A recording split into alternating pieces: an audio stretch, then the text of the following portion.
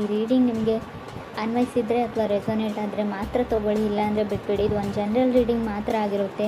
ಕಾರ್ಡ್ಸ್ನ shuffle ಮಾಡಿದಾಗ ನನಗೆ first card knight of cups ಬಂದಿದೆ.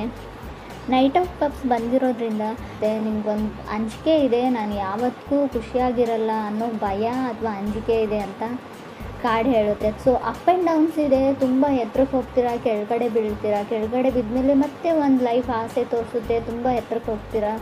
ಫೀಲಿಂಗ್ ಎಮೋಷ್ನಲ್ ಅಂತ ಹೇಳುತ್ತೆ. ನೀವು ಅಥವಾ ನಿಮ್ಮ ಪಾರ್ಟ್ನರ್ ಇಬ್ಬರಲ್ಲಿ ಒಬ್ಬರು ಲೈಫಲ್ಲಿ ಕೂಡ ಇದಾಗ್ತಾ ಇರ್ಬೋದು. ಸೊ ಕಮ್ಯುನಿಕೇಷನ್ ನಡೀತಾ ಇದೆ. 5% ಜೊತೆ ಆಲ್ರೆಡಿ ಬ್ರೇಕಪ್ ಆಗಿದೆ, ಮತ್ತೆ ಬಂದಿದ್ದಾರೆ, ಮತ್ತೆ ಕಮ್ಯುನಿಕೇಷನ್ಸ್ ಇದೆ. Friends, family, kids. So health regimen ಇದೆ, ಏನೋ ಕಾಸ್ಮೆಟಿಕ್ ಸರ್ಜರಿನೋ, ಏನೋ ಸ್ಕಿನ್ ಪ್ರಾಬ್ಲಮ್ಸ್ ಇದೆ, ಪಿಂಪಲ್ಸ್ ಆಗ್ತಾ ಇದೆಯೋ, ಏನೋ ಒಂದು ಪ್ರಾಬ್ಲಮ್ಸ್ ಇದೆ. ಸೊ ಹೆಲ್ತ್ ಇಶ್ಯೂಸ್ನು ಅಂತ ಹೇಳ್ತೀನಿ ನಾನು. ಮೇ ಬಿ ಸ್ವಲ್ಪ ಚಾಲೆಂಜಿಂಗ್ ಟೈಮ್ ಅಂತ ಹೇಳ್ತೀನಿ. ನೈಟ್ ಆಫ್ ಕಪ್ಸ್ ಇದೆ, ಸೆಕೆಂಡ್ ಕಾರ್ಡ್ 2 ಆಫ್ ಸಾರ್ಡ್ಸ್ ಇದೆ ನನಗೆ. ಸೊ ಕ್ರಿಯೇಟಿವ್ಲಿ ಚೆನ್ನಾಗಿದೆ. ಏನಾದರೂ ಕೆಲಸದಲ್ಲಿ ಅಥವಾ ಕಾರ್ ಚೇಂಜ್ ಮಾಡಬೇಕು ಅಂತ ಅಂದ್ಕೊಂಡಿದ್ರೆ, ಸೊ ಮನೆ ತೊಗೊಳ್ಬೇಕು ಅಂತ ಅಂದ್ಕೊಂಡಿದ್ರು ಕೂಡ ಎಲ್ಲದಕ್ಕೂ ಸರಿಯಾಗಿದೆ. ಮೇ ಬಿ ಪಾರ್ಟ್ನರ್ಸ್ ಅಂತ ಹೇಳ್ತೀನಿ. ಯಂಗರ್ ವಾಟರ್ ಸೈನ್ ಜೊತೆ ನೀವು ಕನೆಕ್ಟ್ ಆಗಿರ್ಬೋದು. ಕಟಕ ಅಥವಾ ವೃಶ್ಚಿಕ ರಾಶಿಯವ್ರ ಜೊತೆ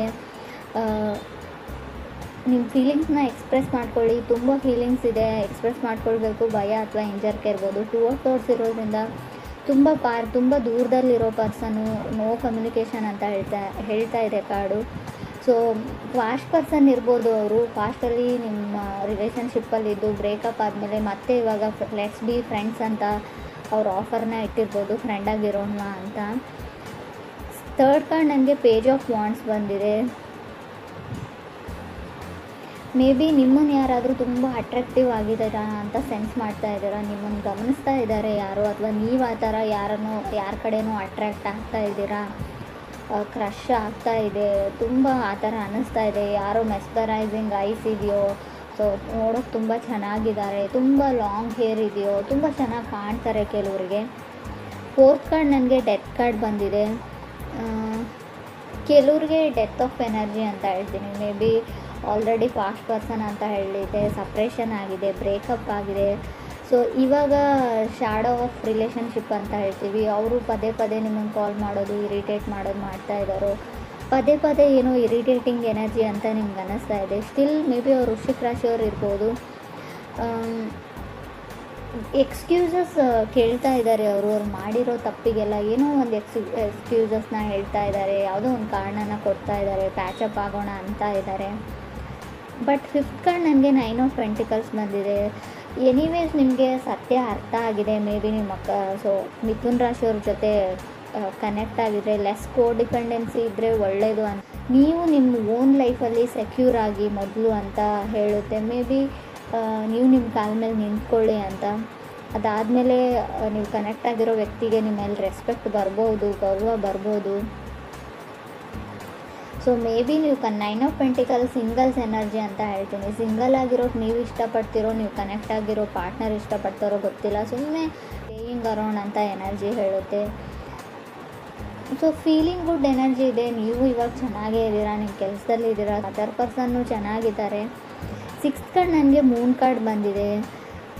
may be dark side of ಕೆಲವ್ರಿಗೆ 2 ಮುಖ ಇರ್ತವೆ ಅಂತ ಹೇಳ್ತೀವಿ. ಮುಖವಾಡ ಹಾಕೊಂಡು ಬದುಕ್ತಾ ಇರ್ತಾರೆ, ಹಿಂದಿನ ಮುಖ ನಮಗೆ ಗೊತ್ತಿರಲ್ಲ. ಆ ಥರ ಇರೋ 2 ಮುಖ ಇರೋ ಪರ್ಸನ್ ಜೊತೆ ನೀವು ಕನೆಕ್ಟ್ ಆಗಿದ್ದೀರೋ, ಅಥವಾ ನಿಮಗೆ ಶ್ಯಾಡೋ ಸೈಡ್ ಇದೆಯೋ ಗೊತ್ತಿಲ್ಲ ನನಗೆ.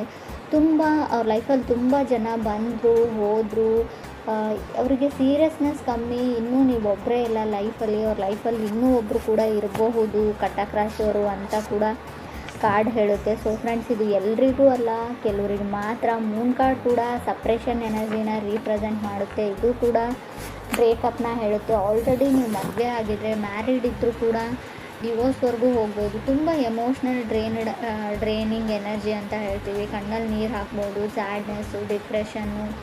ನಿಮ್ಮ ತಾಯಿ ಜೊತೆ ಜಗಳ ಆಡಿದ್ರೂ ಕೂಡ ಮೂನ್ ಕಾರ್ಡ್ ಬಂದಿರುತ್ತೆ. ತಾಯಿ ಜೊತೆ ಮನಸ್ತಾಪ ಇದ್ದರೆ, ಪೇರೆಂಟ್ಸ್ ಜೊತೆ ಇದ್ದರೂ ಕೂಡ ತುಂಬ ಮಿಸ್ಸಿಂಗ್ ಎನರ್ಜಿ. ನಿಮ್ಮ ಪೇರೆಂಟ್ಸ್ ನಿಮ್ಮನ್ನು ಮಿಸ್ ಮಾಡ್ಕೊಳ್ತಾ ಇದ್ದರೆ, ನೀವು ನಿಮ್ಮ ಪೇರೆಂಟ್ಸ್ನ ಮಿಸ್ ಮಾಡ್ಕೊಳ್ತಾ ಇದ್ದರೂ ಕೂಡ ಆ ಕಾರ್ಡ್ ಬಂದಿರುತ್ತೆ. 7th ಕಾರ್ಡ್ ನನಗೆ 5 ಆಫ್ ಸಾರ್ಡ್ಸ್ ಬಂದಿದೆ. 5 ಆಫ್ ಸಾರ್ಡ್ಸು ಕೂಡ ಅದನ್ನೇ ಹೇಳುತ್ತೆ. ಸೊ ಕೇರ್ಫುಲ್ ಆಗಿರಿ. ನೀವು ನಂಬಿರೋ ವ್ಯಕ್ತಿ ನೀವು ನಂಬಿದ ಹಾಗೆ ಇಲ್ಲ, ಎಲ್ಲೋ ಮೋಸ ಹೋಗ್ತಾ ಇದ್ದೀರಾ ನೀವು. ಸೊ ನಿಮ್ಮನ್ನು ಮೂಲೆ ಗುಂಪು ಮಾಡ್ತಾ ಇದ್ದಾರೆ ಜನ ಅಂತ ಹೇಳ್ತಾ ಇದೆ ಕಾರ್ಡು. ಸೊ ಸೊ ನಿಮಗೇನೋ ಹೇಳ್ತಾರೆ, ಬೇರೆಯವ್ರಿಗೇನೋ ಹೇಳ್ತಾರೆ. ಆಲ್ರೆಡಿ ಅವ್ರ ಲೈಫಲ್ಲಿ ಯಾರೋ ಇದ್ದಾರೆ, ಸೊ ಅವ್ರಿಗೂ ಗೊತ್ತಿಲ್ಲ, ನಿಮಗೂ ಗೊತ್ತಿಲ್ಲ. ಸೊ ಏನೋ ನಡೀತಾ ಇದೆ, ನಿಮ್ಗೆ ತಿಳಿದೇ ಇರೋ ಹಾಗೆ ತುಂಬ ಮಿಸ್ಟೀರಿಯಸ್ ಎನರ್ಜಿ ಇದೆ. ಗುಟ್ಟಾಗಿ ಏನೋ ಮಾಡ್ತಾ ಇದ್ದೀರಾ ನೀವು ಅಥವಾ ಅದರ್ ಪರ್ಸನ್ನು, ಅಥವಾ ನೀವು ಕನೆಕ್ಟ್ ಆಗಿರೋ ವ್ಯಕ್ತಿ ತುಂಬ ಜನಗಳ ಮಧ್ಯೆ ಇರ್ತಾರೆ. ಫ್ಲರ್ಟ್ ಮಾಡೋ ಟೈಪ್ ಆಫ್ ಪರ್ಸನ್ ಇದ್ದಾರೆ ಅವರು. ಹುಷಾರಾಗಿರಿ, ಮೋಸ ಹೋಗ್ತಾ ಇದ್ದೀರಾ ಅಂತ ಕೂಡ ಕಾರ್ಡ್ ಹೇಳ್ತಾ ಇದೆ. ಬಿಕಾಸ್ ನಾನು 5 ಆಫ್ ಸೋರ್ಡ್ಸ್ನ ಒಂದನ್ನೇ ಕನ್ಸಿಡರ್ ಮಾಡಿ ಇದನ್ನು ಹೇಳ್ತಾ ಇಲ್ಲ. 8 ಕಾರ್ಡ್ ನನಗೆ 7 ಆಫ್ ಸೋರ್ಡ್ಸ್ ಬಂದಿದೆ. ಇಟ್ಸ್ ಓವರ್ ಅಂತ ಹೇಳ್ತಾ ಇದೆ. ಸೊ ಆ ಪರ್ಸನ್ನ ಬಿಟ್ಬಿಡಿ. ನೀವೇನಾದರೂ ಯಾರಾದರೂ ಬ್ಯಾಕ್ ಆಗ್ತಾರೆ, ಅವ್ರು ಸರಿ ಹೋಗ್ತಾರೆ ಅಂತ ಅಂದ್ಕೊಂಡಿದ್ರೆ ಅದನ್ನು ಮರ್ತು ಬಿಡಿ. ಅದು ಮುಗ್ದೋಗಿದೆ. ಯಾವುದಾದ್ರೂ ಮೆಸೇಜಿಗೆ ವೆಯ್ಟ್ ಮಾಡ್ತಾಯಿದ್ರೆ, ಯಾರ್ದಾದ್ರೂ ಕಾಲಿಗೆ ವೆಯ್ಟ್ ಮಾಡ್ತಾಯಿದ್ರೆ, ಖಂಡಿತ ಅವ್ರು ನಿಮಗೆ ಮೆಸೇಜ್ ಬ್ಯಾಕ್ ಮಾಡಲ್ಲ, ಕಾಲ್ ಬ್ಯಾಕ್ ಮಾಡಲ್ಲ. ಮಾಡಿದರೂ ಕೂಡ ಅವ್ರು ಸರಿ ಹೋಗಿರಲ್ಲ. ಅವ್ರ ಲೈಫ್ ಬಗ್ಗೆ ಅವರೇ ಕ್ಲಿಯರ್ ಇಲ್ಲ, ಅವ್ರ ಡಿಸಿಷನ್ ಬಗ್ಗೆ ಅವರೇ ಕ್ಲಿಯರ್ ಇಲ್ಲ. ಸೊ ಅಂಥ ವ್ಯಕ್ತಿನ ನೀವು ಹೇಗೆ ನಂಬ್ತೀರಾ ಅನ್ನೋದು ಕೂಡ ಇಲ್ಲಿ ಬಿಗ್ ಕ್ವಶನ್ ಆಗುತ್ತೆ. ಸೊ ತುಂಬ ಸಿಟ್ಟು ಬರ್ತಾ ಇದೆ. ಸೊ ಮೇ ಬಿ ನಿಮ್ಮ ಮೇಲೆ ಅವ್ರು ಕೋಪ ಮಾಡ್ಕೊಂಡಿದ್ದಾರೋ ಅಥವಾ ಅವ್ರ ಮೇಲೆ ನೀವು ಕೋಪ ಮಾಡ್ಕೊಂಡಿದ್ದಾರೋ. ತುಂಬ ಅಗ್ರೆಸಿವ್ ಎನರ್ಜಿ ಇದೆ ಅಂತ ಹೇಳ್ಬೋದು. ರೀಡಿಂಗಲ್ಲಿ 5 ಆಫ್ ಸೋರ್ಡ್ಸ್ ಮತ್ತು 7 ಆಫ್ ಸೋರ್ಡ್ಸ್ ಒಂದರಿಂದ ಒಂದು ಕಾರ್ಡ್ ಬಂದರೆ ತುಂಬ ಅಗ್ರೆಸಿವ್. ಮನೆಯವ್ರ ಮೇಲೆ ಕೋಪ ಮಾಡ್ಕೊಳ್ತಾ ಇದ್ದೀರೋ, ಕಲೀಗ್ ಮೇಲೆ ಕೋಪ ಮಾಡ್ಕೊಳ್ತಾ ಇದ್ದೀರೋ. ಸೊ ಏನನ್ನೇ ಹೇಳಿ, ನೀವು ಯಾವುದನ್ನೇ ಹೇಳಿದ್ರು ಕೂಡ ತೊಗೊಳ್ಳೋಕೆ ರೆಡಿ ಇಲ್ಲ. ಕ್ಯಾಶುವಲಾಗಿ ಯಾರಾದರೂ ಮಾತಾಡೋಕ್ಕೆ ಬಂದರೂ ಅವ್ರ ಮೇಲೆ ಕೂಡ ರೇಗ್ ಬಿಡ್ತೀರಾ ಇತ್ತೀಚೆಗೆ ಅಂತ ಕಾರ್ಡ್ ಹೇಳ್ತಾ ಇದೆ. 9th ಕಾರ್ಡ್ ನನಗೆ ಹ್ಯಾಂಗ್ಮ್ಯಾನ್ ಬಂದಿದೆ. ಸೊ ನೀವು ಯಾವುದಕ್ಕಾದರೂ ವೆಯ್ಟ್ ಮಾಡ್ತಾಯಿದ್ರೆ ಇನ್ನೂ ನಿಧಾನನೇ ಹೇಳುತ್ತೆ ಕಾರ್ಡು. ಹ್ಯಾಂಗ್ಮ್ಯಾನ್ ಇರೋದ್ರಿಂದ ತುಂಬ ಸ್ಲೋ ಮೂವಿಂಗ್ ಎನರ್ಜಿ ಇದೆ. ಆ ವ್ಯಕ್ತಿ ಬಂದರೂ ಕೂಡ ತುಂಬ ವರ್ಷನೇ ಆಗುತ್ತೆ ನಿಮ್ಮ ಲೈಫಲ್ಲಿ ಬರೋಕ್ಕೆ. ಅಷ್ಟೊತ್ತಿಗೆ ನಿಮ್ಮ ಲೈಫ್ ತುಂಬ ಮುಂದೆ ಹೋಗಿರುತ್ತೆ, ನೀವು ಮೂವ್ ಆನ್ ಆಗಿರ್ತೀರ. 10th ಕಾರ್ಡ್ ನನಗೆ 6 ಆಫ್ ಸೋರ್ಡ್ಸ್ ಬಂದಿದೆ. 6 ಆಫ್ ಸೋರ್ಡ್ಸ್ ಕೆಲವೊಮ್ಮೆ ತುಂಬ ಕಾಂಪ್ರಮೈಸ್ ಆಗೋ ಎನರ್ಜಿನ, ಆಲ್ರೆಡಿ ನೀವು ತುಂಬ ವಿಷಯಗಳನ್ನ ಬಿಟ್ಕೊಟ್ಟಿದ್ದೀರಾ, ತುಂಬ ಎಫರ್ಟ್ ಹಾಕಿದ್ದೀರಾ ಈ ರಿಲೇಷನ್ಶಿಪ್ಗೆ, ತುಂಬ ಕಾಂಪ್ರಮೈಸಸ್ನ ಆಗಿದ್ದೀರಾ ಅಂತ ಕೂಡ ಕಾರ್ಡ್ ಹೇಳುತ್ತೆ ಇದನ್ನು ಉಳಿಸ್ಕೊಳ್ಳೋಕ್ಕೆ. ಸೊ ಇವಾಗ ನಿಮ್ಗೆ ರಿಯಲೈಸ್ ಆಗ್ತಾ ಇದೆ ನೀವೇನೇನು ತಪ್ಪು ನಿರ್ಧಾರಗಳನ್ನ ತೊಗೊಂಡಿದ್ದೀರಾ, ಯಾವ ಥರ ಆ ಪರ್ಸನ್ ನಿಮ್ಮನ್ನು ಯೂಸ್ ಮಾಡಿಕೊಂಡ್ರು, ಗ್ರ್ಯಾಂಟೆಡಾಗಿ ತೊಗೊಂಡ್ರು.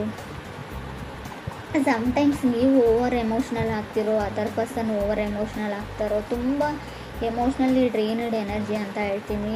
11th ಕಾರ್ಡ್ ನನಗೆ 10 ಆಫ್ ಕಪ್ಸ್ ಬಂದಿದೆ. ಮೇ ಬಿ ನೀವು ಅಂದ್ಕೊಂಡಿರ್ಬೋದು ಆ ವ್ಯಕ್ತಿ ನಿಮ್ಮನ್ನು ಮದುವೆ ಆಗ್ತಾರೆ, ಆಫಿಷಿಯಲಿ ನೀವು ಒಂದು ಮ್ಯಾರಿಡ್ ಲೈಫಲ್ಲಿ ಇರ್ತೀರ ಅಂದರೆ ಅದು ಒಂದು ನಿಮ್ಮ ಡ್ರೀಮು ಅಂತ ಹೇಳ್ತಾ ಇದೆ. ಕನಸು ಆ ಥರ ಆಗಲ್ಲ. ಸೊ ಆಲ್ರೆಡಿ ಅವ್ರ ಲೈಫೇ ಒಂದು ಮೆಸ್ ಇದೆ, ಗೊಂದಲದ ಗೂಡಾಗಿದೆ ಅವ್ರ ಲೈಫು. ಅವ್ರ ಲೈಫಲ್ಲಿರೋ ಪ್ರಾಬ್ಲಮ್ಸ್ನ ಅವ್ರು ಸಾಲ್ವ್ ಮಾಡಿಕೊಂಡು ಹೊರಗಡೆ ಬರೋದು ತುಂಬ ಕಷ್ಟ.